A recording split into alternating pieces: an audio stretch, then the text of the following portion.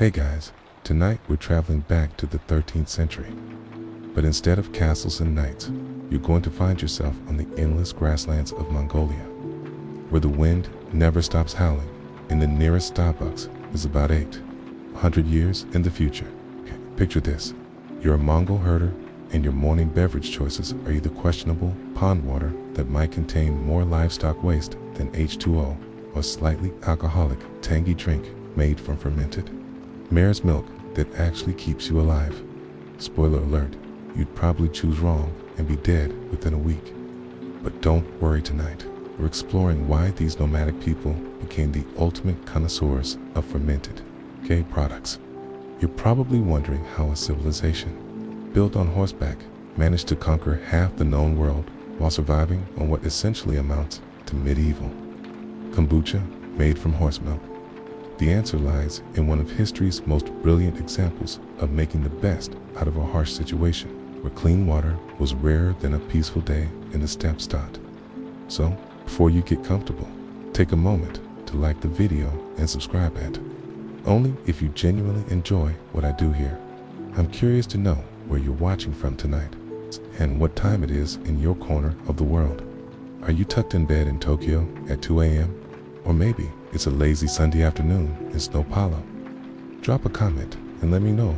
I love seeing how this little bedtime story travels around the globe.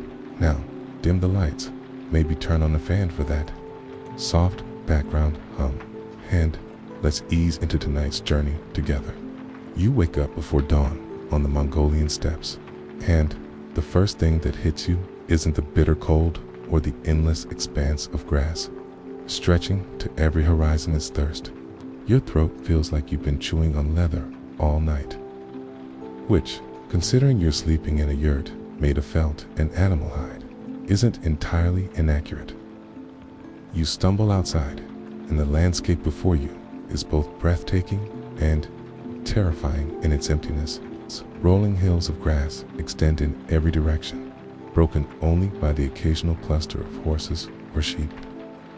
And somewhere in the distance, you can hear the haunting call of a wolf that sounds way too close for comfort. But here's where your modern sensibilities would get you killed faster than you can say bottled water. You see what looks like a perfectly decent stream meandering through the grassland about a quarter mile from camp. Your first instinct is to jog over there with your water bottle, except water bottles won't be invented for another 7 centuries. And that stream is basically a highway for every parasite, bacteria, and intestinal nightmare that evolution has managed to cook up. The Mongols learned this lesson the hard way, probably through a few thousand years of trial and error. That would make modern food safety inspectors weep. You see, the steppes of Mongolia aren't exactly known for their pristine mountain springs or crystal clear lakes. Most water sources are shared by countless animals: horses, sheep, cattle, and wild creatures, all doing what animals do near water sources. Historians still debate whether the Mongols had any understanding of waterborne diseases in the modern sense, but they definitely understood cause and effect well enough to know that the guy who drank from the communal watering hole often ended up spending more time doubled over in agony than actually contributing to the tribe. So instead of reaching for that tempting stream water, watch as your Mongol companions begin their morning routine with something that would probably make your stomach turn. They're milking mares and immediately adding the fresh, warm milk to leather bags that have been fermenting similar milk for days or even weeks. The smell is pungent, slightly sour, and unmistakably alcoholic, like someone mixed yogurt with wine and let it sit in a gem locker for a month. This is arag, also known as kumis, and it's about to become your best friend and your lifeline in this unforgiving landscape. The process seems almost magical in its simplicity. Fresh mare's milk goes into the bag, gets mixed with the existing culture of beneficial bacteria and wild yeasts, and within hours, you have a beverage that's not only safe to drink, but actually nutritious and mildly intoxicating. It's like having a portable brewery, pharmacy, and a restaurant all rolled into one leather sack that bounces around on your horse all day. The genius of this system becomes apparent when you consider the alternatives. Boiling water requires fuel, which is scarce on the treeless steppes. Carrying large quantities of water is impractical for a nomadic lifestyle where everything you own needs to fit on horseback. Finding consistently clean water sources across thousands of miles of territory is basically impossible. Teased but mare's milk, boardable and self-processing. Your horses provide the raw material. The constant motion of travel agitates the mixture to promote fermentation, and the beneficial bacteria do all the heavy lifting of making it safe and nutritious. As you take your first tentative sip of arag, the taste is unlike anything you've experienced, tangy and slightly effervescent, with a subtle alcoholic warmth that spreads through your chest. It's not unpleasant, exactly, but it's definitely an acquired taste that your modern palate isn't prepared for. It's the Mongols around you, however, are drinking it like it's the nectar of the gods. And given that it might be the difference between life and death out here, maybe it actually is. The leather bag containing your breakfast, lunch, and dinner swings rhythmically against your horse's flank as you begin another day's journey across the endless grasslands. And you're starting to understand that this isn't just a beverage, it's a mobile laboratory that will make modern food scientists weep with envy. The constant motion of your horse creates the perfect agitation for fermentation, turning each animal into a four-legged brewing facility that never stops working. You notice that different families have slightly different techniques for their arag production, passed down through generations like closely guarded trade secrets. Some prefer to start their fermentation with milk from specific mares, claiming that certain horses produce superior starter cultures. Others swear by the orientation of their leather bags or the specific type of leather used. Historians still debate whether these variations actually affected the final product or were simply cultural preferences. But watching the serious expressions on your companions' faces as they discuss fermentation techniques, you realize this is serious business. Bag itself is a marvel of nomadic engineering, made from the stomach lining of a horse or other large animal. It's naturally equipped with the enzymes and bacteria needed to kickstart fermentation. Think of it as nature's original fermentation vessel, pre-onculated with exactly the right microorganisms to turn raw milk into a safe, nutritious beverage. Modern brewers spend fortunes trying to control their fermentation environments. But these nomads figured out how to create consistent results using nothing but animal organs, horse milk, and the constant motion of travel. As your horse picks its way across a particularly rocky section of terrain, you feel the leather bag bouncing more vigorously against your leg, and you realize this increased agitation is actually speeding up the fermentation process. It's like having a mechanical stirrer that runs on horse power, literally. The Mongols understood that different terrains would affect their brewing, and experienced herders could actually predict the strength and flavor of the arag based on the day's travel conditions. You watch as an older woman in your group carefully opens her fermentation bag and adds fresh mare's milk to the existing culture. She explains through gestures and the few words of Mongolian we've managed to pick up that maintaining the right balance between fresh milk and fermented culture is crucial. It's too much fresh milk and the culture becomes diluted and weak. Too little and the batch becomes overly sour and potentially spoiled. It's a delicate dance that requires years of experience to master. The process reminds you of sourdough bread starters that modern bakers maintain for decades, carefully feeding and nurturing their cultures to keep them alive. But while your hipster friend's sourdough starter sits safely in a temperature-controlled kitchen, these Mongol cultures have to survive everything from freezing winter nights to scorching summer days, all while bouncing around on horseback across some of the world's most challenging terrain. What's particularly fascinating is how the constant motion creates different layers within the fermenting milk. The heavier particles settle toward the bottom, while the lighter, more alcoholic components rise to the top. Experienced drinkers know to give the bag a good shake before drinking to get the right mixture. But they also know that sometimes you want just the top layer for its higher alcohol content, or just the bottom for its higher nutritional density. You start to notice that the taste of your arak changes throughout the taste as the fermentation progresses. The morning batch tastes fresh and mildly tangy, but by evening, after a full day of agitation and fermentation, the same mixture has developed complex flavors that would impress a modern sommelier. There are hints of grass and herbs from the mare's diet, a subtle earthiness from the leather container, and a bright, almost champagne-like effervescence from the act of fermentation. The temperature variations throughout the day also affect the process in ways that these nomads learn to predict and control. Cool morning temperatures slow the fermentation, allowing for a gradual development of flavors, while the warmth of midday accelerates the process, creating more alcohol and carbonation.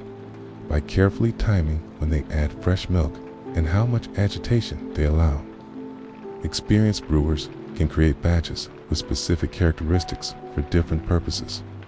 Some batches are intentionally kept mild for children and pregnant women, while others are allowed to ferment longer and stronger for warriors heading into battle. You realize you're witnessing a sophisticated understanding of fermentation science that wouldn't be matched by Western brewing traditions for several more centuries. As the sun begins to set and your group makes camp for the night, you watch as several leather bags are carefully removed from horses and hung, sprayed from specially designed stands that allow them to continue fermenting while preventing contamination. The care and attention given to these brewing operations rivals what you'd see in any modern craft brewery, except these people are doing it while living completely nomadic lives in one of the world's harshest environments. The sacred nature of arak becomes apparent to you during your first formal introduction to Mongol hospitality, and you quickly realize that refusing this fermented mare's milk isn't just impolite, practically sacrilegious. Kala, you're sitting cross-legged inside a felt yurt, surrounded by the warm glow of oil lamps and the comforting smell of burning dung fuel. When the family patriarch approaches you with an ornate silver bowl filled with the pale, frothy liquid that has become your daily sustenance, the ceremony surrounding the offering of arak is as complex as any religious ritual you've ever witnessed. The bowl is presented with both hands, and you're expected to receive it the same way, bringing it briefly to your forehead in a gesture of respect before taking your first sip.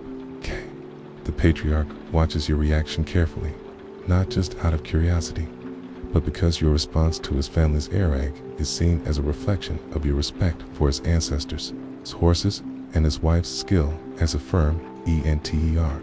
You learn that different occasions call for different types of arak, each with its own specific fermentation, timeline, and potency. Wedding celebrations feature batches that have been fermenting for weeks, developing complex flavors and higher alcohol content that can make even experienced drinkers stumble. Funeral ceremonies use specially prepared arak that's been blessed by shamans and mixed with herbs that are believed to help guide the deceased to the afterlife. For everyday hospitality, the arak is kept at a moderate strength that welcomes guests without overwhelming them. The spiritual significance goes deeper than you initially realized. Mare's milk is considered the most sacred of all dairy products because horses are revered as divine, creatures that carry warriors to victory and souls to the eternal blue sky. Unlike cow's milk, which is associated with earthbound, settled agriculture, mare's milk represents freedom, movement, and the endless possibilities of the open steppes. Drinking fermented mare's milk isn't just nutrition, it's a communion with the spiritual essence of nomadic life. You discover that the fermentation process itself is viewed as a form of alchemy, transforming simple milk into something that can heal the sick, strengthen the weak, and bring communities together. The beneficial bacteria that make fermentation possible are seen as invisible spirits that live within the arak, working constantly to protect those who drink it from illness and misfortune. Modern science would later prove this belief surprisingly accurate, but for now, simply accepted wisdom passed down through countless generations. The seasonal variations in arak production follow the natural rhythms of the steppes in ways that seem almost mystical. Spring arak, made from the milk of mares who have been grazing on new grass, is considered the most potent for healing and fertility. Summer batches, when the herds are at their strongest and the milk is richest, are saved for important celebrations and honored guests. Fall arak, with its deeper, more complex flavors, is preferred for long winter storage and the serious business of surviving the harsh months. Head, you participate in a blessing ceremony where a shaman sprinkles drops of arak in 4 directions, while chanting prayers for protection, prosperity, and good weather. The remaining arak is then shared among everyone present, creating a spiritual bond that connects the participants not just to each other, but to the land, the animals, and the ancestors who first discovered the secrets of fermentation. Historians still debate whether these rituals originated as practical food safety measures or genuine spiritual practices. But witnessing the ceremony yourself, you understand that for the Mongols, there's no meaningful distinction between the two. The craftsmanship involved in creating the perfect batch of arak is passed down from mother to daughter. Through generations of careful observation and practice, young women learn to judge the readiness of fermentation by smell, taste, and the sound the liquid makes when agitated.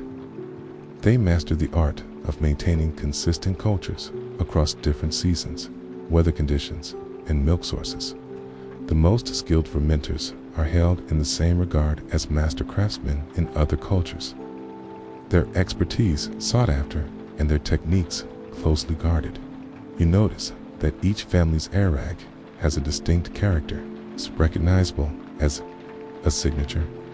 Some prefer a lighter, more effervescent style that tingles on the tongue, while others cultivate deeper, more complex flavors that warm the belly and lift the spirits.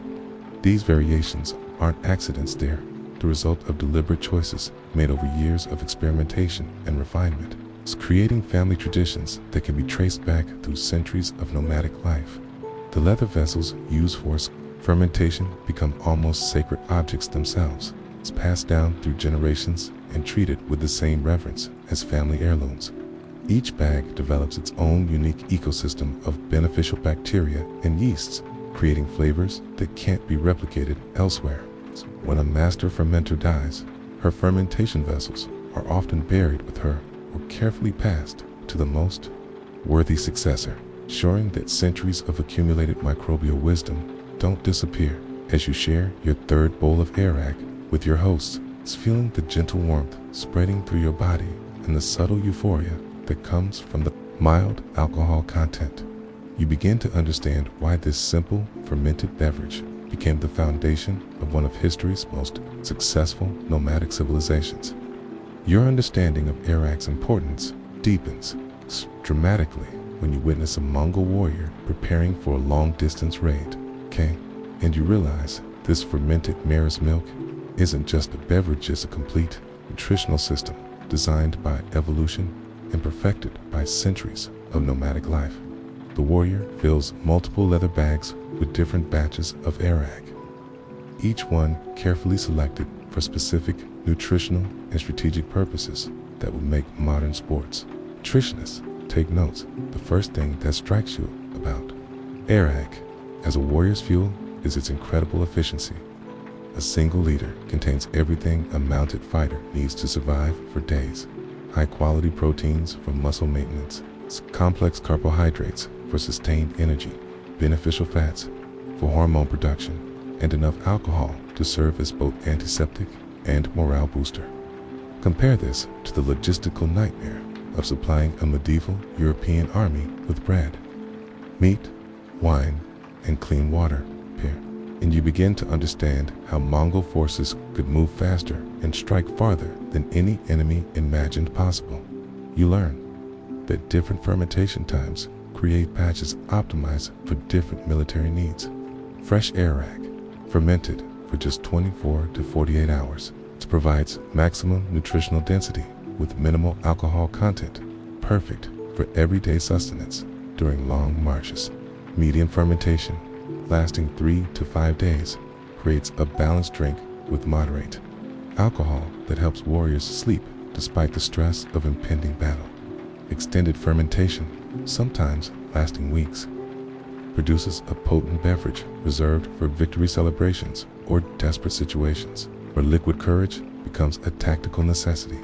The vitamin content of properly fermented mare's milk would shock modern nutritionists. Mare's milk naturally contains higher levels of vitamin C than cow's milk, and the fermentation process actually increases this content while adding B vitamins produced by the beneficial bacteria. This means Mongol warriors were effectively immune to scurvy, a disease that will plague European sailors for centuries. Meanwhile, their enemies were dealing with nutritional deficiencies that weakened their immune systems and reduced their fighting effectiveness. You observe a fascinating ritual where warriors test different batches of arag before departure, not just for taste, but for their effects on energy, alertness, and digestive comfort. Experienced fighters can predict how different fermentation strengths will affect their performance in battle. Slightly stronger batch might provide extra confidence for a dangerous mission, while a milder version ensures clear thinking during complex tactical maneuvers. It's like having a customizable performance enhancement system that adapts to specific mission requirements. The protein content of arag is particularly impressive when you consider that these warriors often went weeks without eating solid meat. Mare's milk proteins are more easily digestible than those found in cow's milk, and the fermentation process breaks them down into amino acids that the body can absorb immediately. This means a warrior drinking arag is essentially consuming a constant supply of muscle-building materials, maintaining physical strength even during the most demanding campaigns. Historians still debate whether the Mongols understood the specific nutritional science behind their dietary choices, but the results speak for themselves. Mongol armies could travel 60 to 100 miles per day, fight battles at the end of those journeys, and do it all while living primarily on fermented mare's milk and whatever they could hunt along the way. European armies of the same period required massive supply trains, regular rest periods, and established supply lines, of which made them predictable and vulnerable to Mongol tactics. The digestive benefits of arag become particularly important when you consider the harsh realities of medieval warfare. Contaminated water and spoiled food killed more soldiers than enemy weapons. But Mongol warriors rarely suffered from digestive issues because their primary beverage was packed with beneficial bacteria that actively fought harmful microorganisms, while their enemies dealt with dysentery, food poisoning, and waterborne illnesses. Mongol forces maintained their fighting strength through the protective effects of fermented mare's milk. You notice that experienced warriors can regulate their arag consumption throughout the day to maintain optimal performance levels. A small amount in the morning provides energy without impairment, while larger quantities in the evening help with recovery and sleep. During battles, warriors often take quick sips between charges, using the alcohol and sugars for immediate energy, while the proteins and fats provide sustained fuel for prolonged combat. The mineral content of mare's milk, concentrated through fermentation, provides essential electrolytes that prevent the muscle cramps and fatigue that could prove fatal in battle. Modern endurance athletes spend hundreds of dollars on specialized drinks trying to achieve the same electrolyte balance that Mongol warriors got naturally from their fermented mare's milk. Iron, magnesium, potassium, and calcium all present, in optimal ratios for human performance. As you share a warrior's rations during a mock raid across the steppes, consuming nothing but arag for 3 days straight, you're amazed to discover that you don't feel weak or malnourished. Instead, you feel sustained, alert, and surprisingly energetic, understanding finally why this simple fermented beverage could fuel the conquest of the largest contiguous empire in human history. The microscopic warfare happening inside every leather bag of fermenting earrag would fascinate you if you could see it. And while the Mongols couldn't peer into their beverages with modern microscopes, they understood the practical effects of what we now know as one of history's most sophisticated probiotic systems. You're witnessing medieval biotechnology in action, where beneficial bacteria wage constant war against harmful microorganisms, creating a beverage that's not just safe to drink, but actively protective against disease. The fermentation process begins immediately when fresh mare's milk meets the established culture of bacteria and yeasts living in the leather bag. And you can actually hear the battle commencing, a subtle fizzing and bubbling that indicates millions of microorganisms are busy transforming simple milk sugars into alcohol, acids, and protective compounds. The dominant bacterial strains in traditional earrag include lactobacillus and streptococcus species that create an acidic environment hostile to pathogenic bacteria, effectively sterilizing the milk while preserving its nutritional value. You learn that the alcohol content, typically ranging from 1 to 3%, isn't just for recreational purposes. It serves as a natural preservative and antiseptic that kills harmful bacteria while leaving the beneficial fermentation cultures unharmed. This is crucial in a nomadic lifestyle where refrigeration is impossible, and food safety depends entirely on natural preservation methods. Modern food scientists spend years developing preservation systems that the Mongols achieved naturally through controlled fermentation. The leather containers themselves contribute essential microorganisms to the fermentation process, and you discover that new leather bags are deliberately inoculated with cultures from successful batches, creating a continuity of beneficial bacteria that can span generations. Each family's leather bags develop unique microbial ecosystems like sourdough starters that create distinctive flavors and protective properties. Breaking or losing these bags isn't just inconvenience, okay? A genuine tragedy that can take months or years to recover from. The protective effects of regular K-rag consumption become apparent when you observe how rarely Mongol herders suffer from the digestive ailments that plague settled populations. The constant intake of beneficial bacteria creates a robust gut microbiome that actively fights off pathogens, while the fermentation byproducts include natural antibiotics and immune-boosting compounds. Historians still debate whether the Mongols recognized these health benefits consciously, but they certainly understood that people who drank earrag regularly stayed healthier than those who didn't. You witness the fascinating process of managing fermentation in different weather conditions, watching as experienced fermenters adjust their techniques to maintain optimal bacterial balance despite temperature fluctuations that would ruin most fermentation processes. Cold weather slows fermentation but creates stronger, more complex cultures, while hot weather accelerates the process but requires careful monitoring to prevent over-fermentation and spoilage. It's like conducting a microbial orchestra across the change in seasons. The symbiotic relationship between different microorganisms in earrag creates a stable ecosystem that's remarkably resistant to contamination. Beneficial yeasts consume sugars and produce alcohol, while bacteria consume different compounds and produce acids, creating multiple layers of protection against harmful microorganisms. This natural redundancy means that even if one part of the fermentation system is disrupted, the others can compensate and maintain the culture's health. You discover that the timing of milk collection affects the microbial composition of the final product, with morning milk producing different bacterial profiles than evening milk. Mare's diet also influences the fermentation. Different grasses and herbs provide varying nutrients for bacterial growth. Experienced herders can actually taste these subtle differences and adjust their fermentation techniques accordingly, demonstrating an intuitive understanding of microbiology that wouldn't be formally recognized by science for another 6 centuries. The leather bags require constant maintenance to preserve their microbial health, and you watch as herders carefully clean and treat their fermentation vessels with specific herbs and techniques designed to eliminate harmful bacteria while preserving beneficial cultures.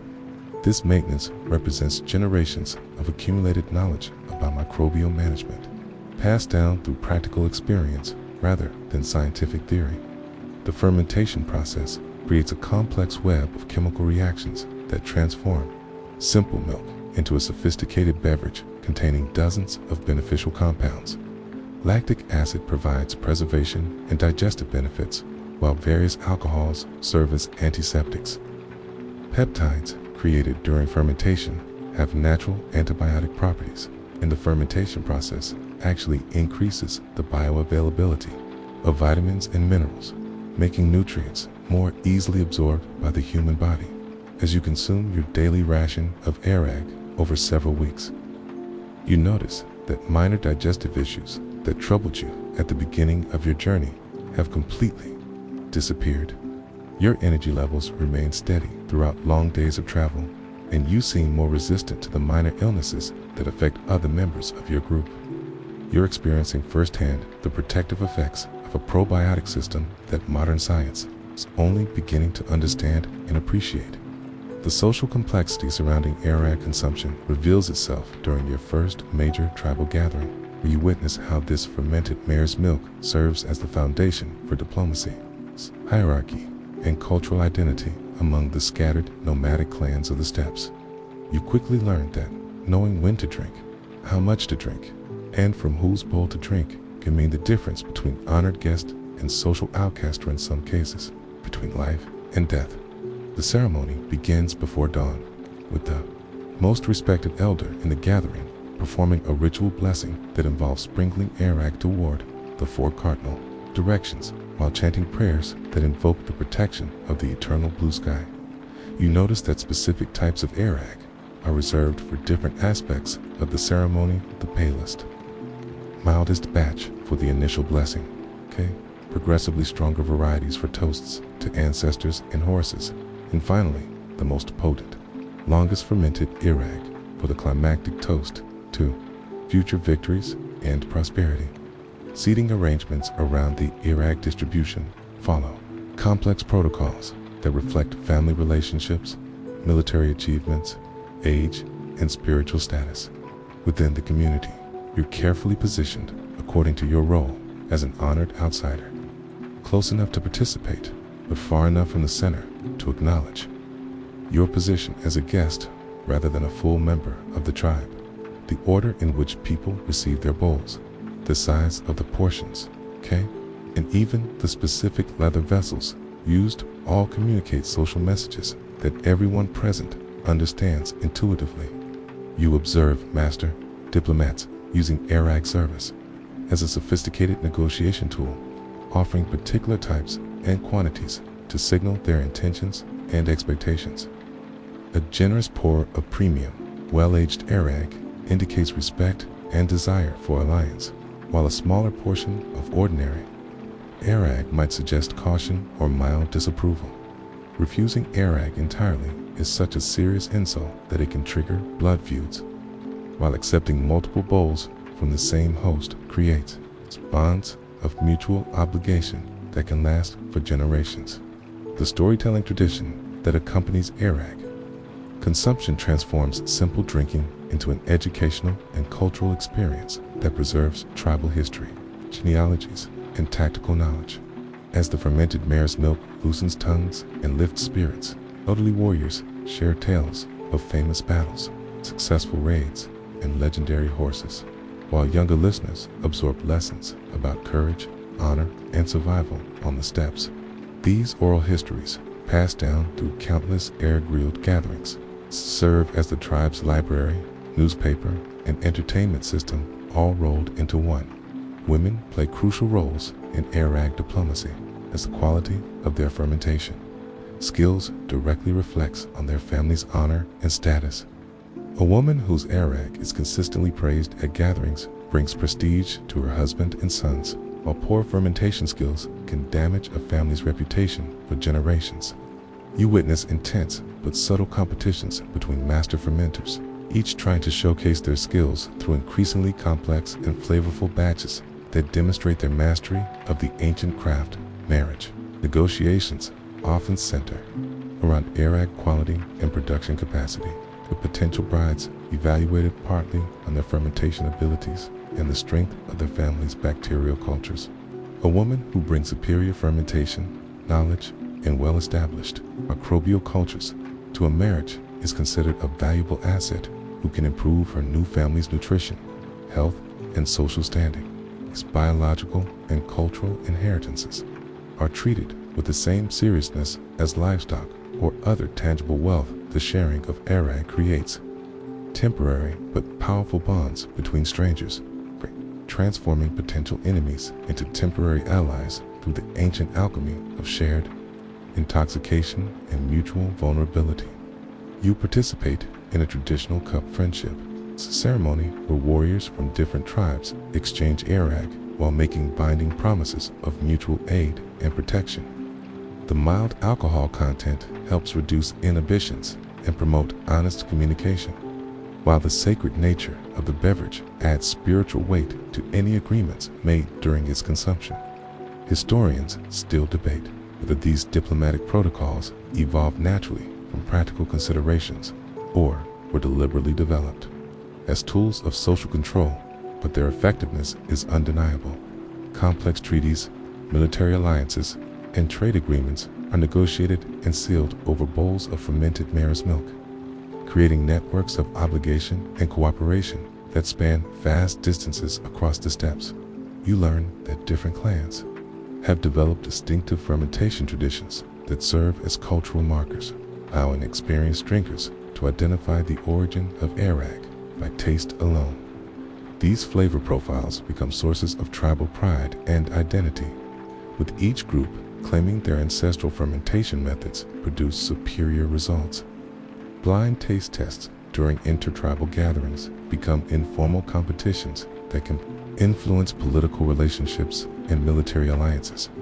The generosity displayed during airag service creates powerful social bonds, while also serving as a form of wealth redistribution that helps maintain community cohesion. Wealthy families with large herds are expected to share their abundance through lavish airag hospitality, while poorer families gain access to high-quality fermented mare's milk through their participation in community gatherings and ceremonies.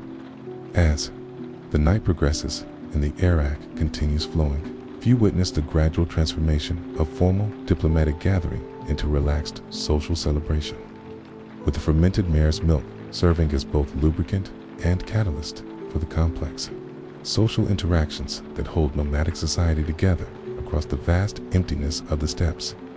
The logistical genius of feeding a conquering army becomes crystal clear to you as you follow a Mongol military column across impossible distances, watching how airag production scales up from family-level brewing to industrial-scale fermentation that could sustain tens of thousands of warriors simultaneously. You're witnessing the world's first mobile food production system, where entire herds of mares serve as living supply trains that produce their own fuel while carrying soldiers toward distant battlefields. The mathematics of mare's milk production are staggering when you consider the scope of Mongol military operations. A single mare produces roughly 1,000 to 1,500 liters of milk per lactation season, enough to sustain 3 to 5 warriors for several months when fermented into airag. A tamen, the basic Mongol military unit of 10,000 warriors, would require approximately 2,000 to 3,000 lactating mares just for basic nutritional needs, not counting the additional horses needed for transportation, spare mounts, and breeding stock. You observe the sophisticated organization required to manage these vast herds while maintaining military effectiveness and mobility. Different units specialize in various aspects of the operation. Some focus on protecting and managing the mare herds. Others handle the complex logistics of fermentation timing across thousands of leather bags, and specialized groups coordinate the collection and distribution of fresh milk to maintain consistent airag production throughout the moving army. The seasonal timing of military campaigns revolves entirely around mare lactation cycles. And you begin to understand why Mongol invasions followed predictable patterns that seemed almost mystical to their enemies. Spring campaigns began just as mares entered peak lactation, providing maximum milk production for the grueling months of travel and warfare ahead. Summer offensives were sustained by the richest, most nutritious mare's milk of the year, while autumn campaigns focused on securing winter quarters before lactation decreased and air rag production became unreliable. You witness the incredible efficiency of this system compared to traditional medieval logistics, where European armies required massive baggage trains, established supply lines, and regular rest periods to resupply from fixed bases. Mongol forces carried their food production system with them, allowing them to maintain tactical mobility while their enemies remained tied to vulnerable supply chains that could be easily disrupted by fast-moving cavalry raids. The fermentation. Timing becomes a critical military skill that requires the same precision as battlefield tactics. Experienced quartermasters coordinate air rag production across hundreds of leather bags to ensure consistent supply throughout long campaigns. Managing fermentation schedules that account for weather conditions, travel pace, and anticipated combat intensity. A miscalculation in fermentation timing could leave thousands of warriors without adequate nutrition at crucial moments. You learn that different types of air rags serve specific military functions within the overall logistics system. Lightly fermented batches provide maximum nutrition for everyday sustenance during long marches, while stronger varieties are reserved for pre-battle consumption to boost courage and aggression. Extremely potent air rag, fermented for weeks or months, serves as emergency rations that can sustain warriors during sieges. Or when separated from the main supply system, the durability of fermented mare's milk under harsh conditions amazes you, as you watch leather bags survive everything from river crossings to mountain passages without spoiling. Unlike bread, meat, or other traditional military rations that require constant protection from moisture and temperature fluctuations, properly fermented air rag actually improves with age and travel, developing more complex flavors and higher alcohol content that enhance both its nutritional and morale-boosting properties. Historians still debate how Mongol commanders coordinated the complex logistics of air rag production across armies that sometimes stretched for hundreds of miles. But the evidence suggests sophisticated communication systems that managed fermentation schedules with the same precision used for military maneuvers. Failure to maintain adequate air rag supplies wasn't just a logistical problem. It was a strategic disaster that could end entire campaigns. The psychological effects of reliable air rag supply extend far beyond simple nutrition, creating a sense of invincibility among Mongol warriors, who knew they could sustain themselves indefinitely while their enemies struggled with supply shortages. This confidence translated into aggressive tactics and willingness to undertake seemingly impossible military objectives that other armies wouldn't dare attempt. You observe how captured territories are immediately evaluated for their potential to support mare herds and air rag production. Mongol administrators focusing on securing grazing lands and recruiting local expertise in fermentation techniques. The empire's expansion follows patterns that prioritize regions capable of supporting the nomadic lifestyle and traditional food systems that made conquest possible in the first place. The integration of conquered populations into the air rag production system serves both practical and political purposes. It's providing employment for refugees and prisoners while ensuring loyalty through economic dependence. Local communities that successfully adapt to Mongol fermentation techniques become valuable assets to the empire, while those that resist integration face economic marginalization and potential starvation as you participate in the daily routine of maintaining thousands of fermenting leather bags while covering dozens of miles on horseback. You gain profound appreciation for the organizational genius required to coordinate pressed mobile food production system across continental distances, while simultaneously conducting complex military operations against multiple enemies. The genetic lottery that allowed Mongols to thrive on fermented mare's milk reveals slit itself as you experience firsthand the digestive challenges that would cripple most modern people attempting to live on arag for extended periods.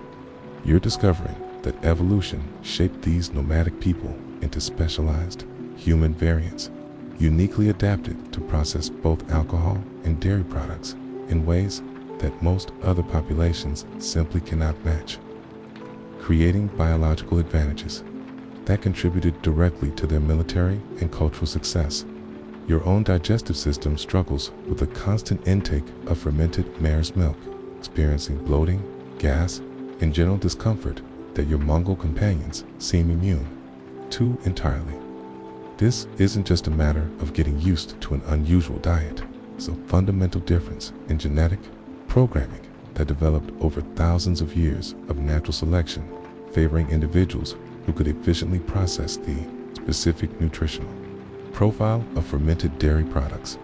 The lactase persistence that allows adults to digest dairy products is relatively rare among human populations, occurring primarily in groups with long histories of animal domestication and dairy consumption. But Mongols developed an even more specialized variant of this adaptation, with enhanced ability to process not just lactose, but also the complex sugars and proteins found specifically in mare's milk, which differs significantly from the cow's milk that most other dairy-consuming populations relied upon. You notice that your Mongol companions can consume quantities of arag that would leave you incapacitated, drinking several liters per day without experiencing the digestive distress that plagues you after just a few bowls. This isn't just tolerance, it's active metabolic advantage, where their bodies efficiently extract maximum nutrition from fermented mare's milk, while processing the alcohol content without significant impairment. Modern genetic studies would later reveal that Central Asian populations carry specific gene variants that enhance alcohol metabolism and dairy processing far beyond typical human ranges. The alcohol dehydrogenase enzymes that break down ethanol work more efficiently in Mongol populations, allowing them to consume the 1–3% alcohol content in arag without the cognitive impairment that would affect other groups. This genetic advantage means Mongol warriors could maintain clear thinking and quick reflexes even while consuming enough arag to provide adequate nutrition, giving them significant advantages in combat situations where their enemies might be impaired by similar alcohol consumption. You observe children as young as 3 or 4 drinking arag without any apparent digestive issues. It's demonstrating that this adaptation begins early and represents genuine genetic programming rather than simple acclimatization. These children grow up with gut microbiomes specifically adapted to processed fermented mare's milk, developing bacterial colonies that work symbiotically with their genetic advantages to create optimal digestive efficiency. The protein processing capabilities of Mongol digestive systems show remarkable adaptation to the specific amino acid profiles found in mare's milk, which contains higher levels of certain essential amino acids compared to other dairy sources. This genetic specialization allows them to maintain muscle mass and overall health on diets that would cause protein deficiency in other populations, contributing to their physical stamina and military effectiveness. Historians still debate whether these genetic adaptations developed specifically in response to mare's milk consumption or whether populations with these traits were simply more successful in nomadic lifestyles and therefore became dominant in the steppes. Either way, the result is clear. Mongols represent a unique human population optimized for survival on fermented dairy products in ways that gave them distinct advantages over their contemporaries. The fat metabolism differences become apparent as you struggle to process the high-fat content of mare's milk while your companions thrive on it, using those fats for sustained energy during long rides and harsh weather conditions. Their bodies efficiently convert milk fats into usable energy and essential hormones while maintaining healthy cholesterol levels. despite consuming dairy products that would be considered excessive by modern nutritional standards. You learn that these genetic advantages aren't evenly distributed, even within Mongol populations, with some families and clans showing stronger adaptations than others. The most successful military leaders and wealthy herders often come from lineages with superior dairy processing abilities, suggesting that these genetic traits contributed directly to social and economic success within nomadic society. The mineral absorption capabilities of Mongol digestive systems allow them to extract maximum benefit from the calcium, magnesium, and other minerals found in mare's milk, contributing to their notably strong bones and teeth, despite diets that lack many conventional sources of these nutrients.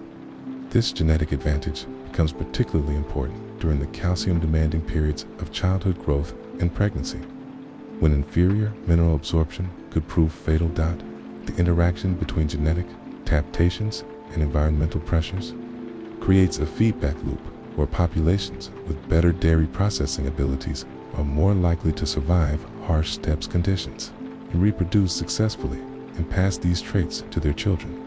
Over thousands of years, this natural selection process created human populations specifically optimized for nomadic lifestyles. Based on fermented mare's milk consumption, as you struggle through another day of air-ag-based nutrition while your Mongol companions remain energetic and healthy, you gain profound appreciation for the evolutionary processes that shaped these remarkable people into biological specialists perfectly adapted to thrive in conditions that would challenge or kill most other human populations. The threads connecting ancient Mongol fermentation wisdom to your modern supermarket shelves become startlingly clear as you realize that the global probiotics industry, it's now worth billions of dollars, is essentially trying to recreate what these nomadic herders perfected 8 centuries ago on the steppes of Central Asia.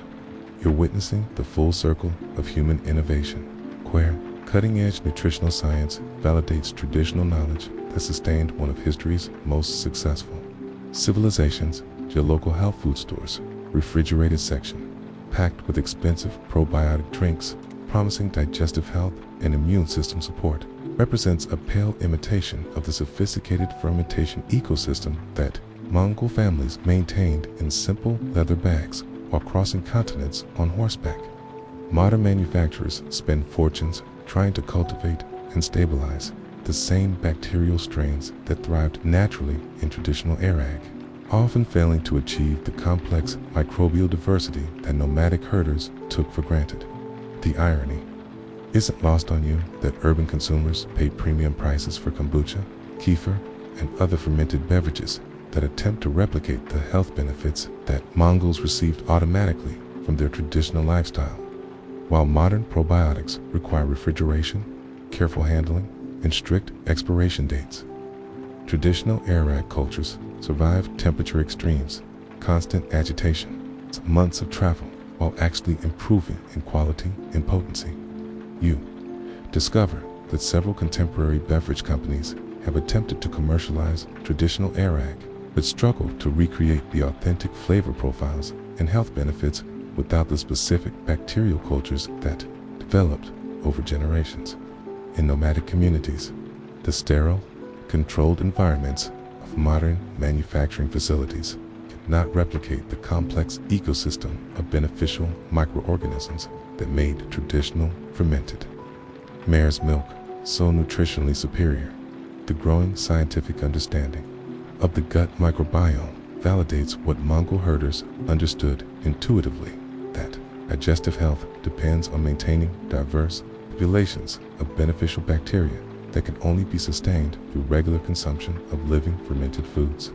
Modern research confirms that the bacterial strains found in traditional air-ag provide protection against inflammatory diseases, boost immune function, and improve nutrient absorption in ways that synthetic supplements cannot match.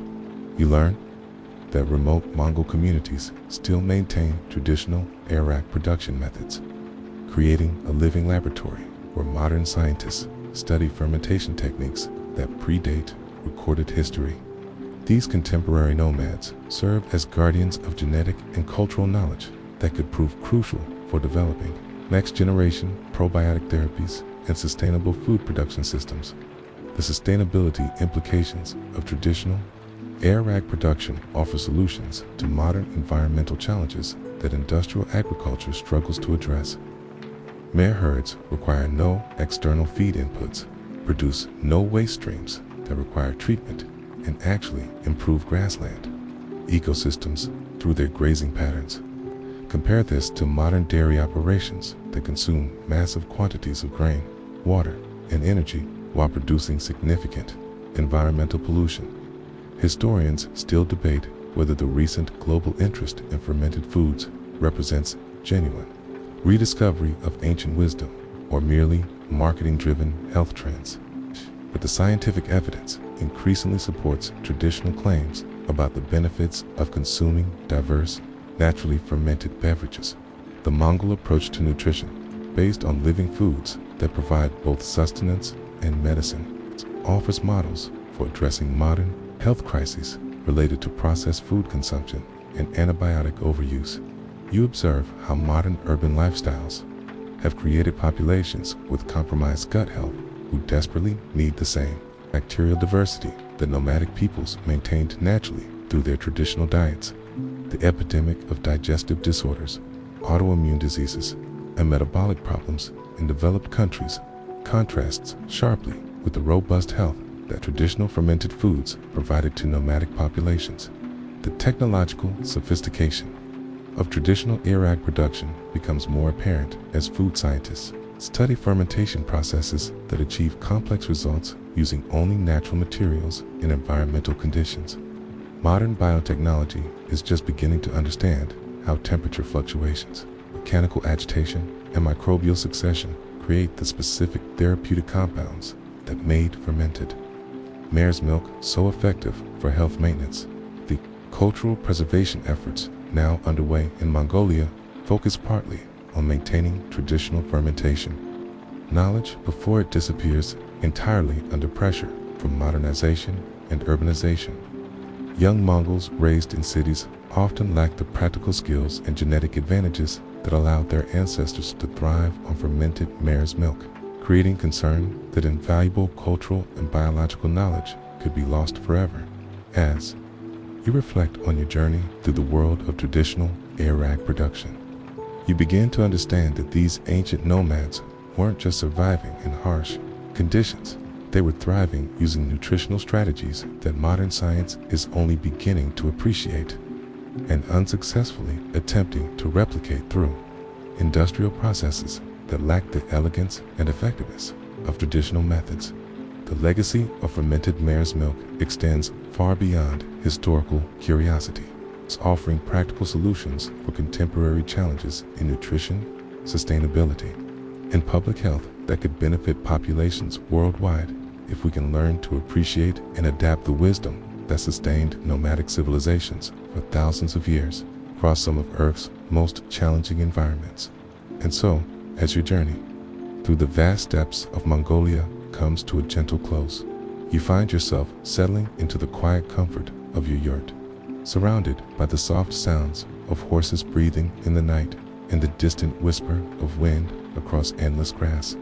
The leather bag of air rag hangs peacefully beside you, its fermentation continuing in slow, rhythmic bubbles that seem to match the steady beating of your heart.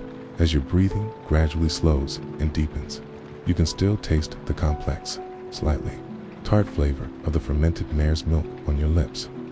And you understand now that you've experienced something far more profound than simply trying an unusual beverage. You've glimpsed into a way of life that sustained entire civilizations, witnessed the elegant solution that nomadic peoples developed to thrive in conditions that would challenge modern survival experts, and discovered how ancient wisdom continues to influence our contemporary understanding of nutrition and health. The gentle warmth of the air rag spreads through your body like a soft, golden blanket, relaxing muscles that you didn't even realize were tense, while your mind drifts peacefully between the fascinating details you've learned and the serene satisfaction of complete understanding. Outside your felt walls, the steppes stretch endlessly under a canopy of stars that seem brighter and more numerous than any sky you've ever seen. Each point of light reflecting the timeless cycle of seasons that guided nomadic life for thousands of years.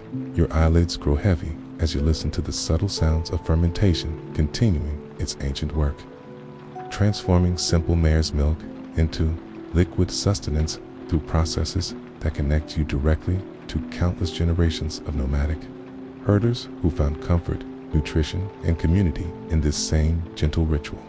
The leather bag rocks almost imperceptibly with each small bubble of fermentation, creating a natural lullaby that seems designed by evolution itself to promote deep, restorative sleep. As consciousness fades gradually into dreams filled with endless grasslands, sturdy horses, and the taste of fermented mare's milk, you carry with you the profound appreciation for human ingenuity, the elegant simplicity of working with natural processes rather than against them, and the deep satisfaction that comes from understanding how ancient peoples not only survived but thrived in harmony, with their environment through wisdom that remains valuable and relevant even in our modern world.